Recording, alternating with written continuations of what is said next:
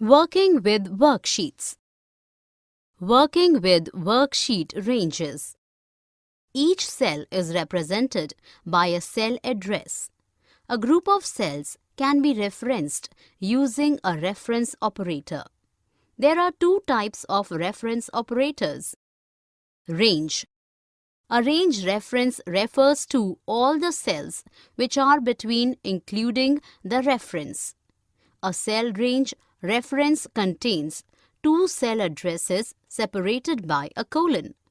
The range reference C1 colon C4 includes cells C1, C2, C3 and C4. Union. A union reference consists of two or more cell addresses separated by a comma. It includes two or more references. For example, the reference B7, C7, D7 refers to cells B7, C7 and D7. Using range names in formula. Range of cells is used when we have to work with large amount of data.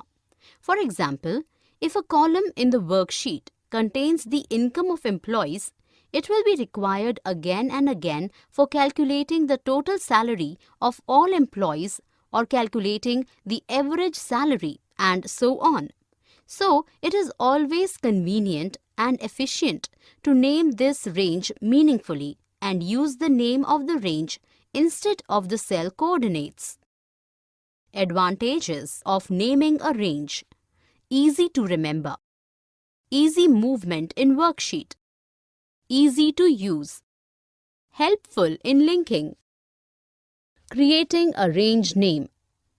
Steps to create a range name. Select range of cells which you want to be named. Click on the Formulas menu and choose the Name option. Choose the Define option from the Name sub-menu. Type the name of the range in the workbook text box.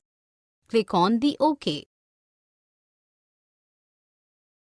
For more such videos on all subjects, practice questions and a lot more, download iPrep and learn unlimited.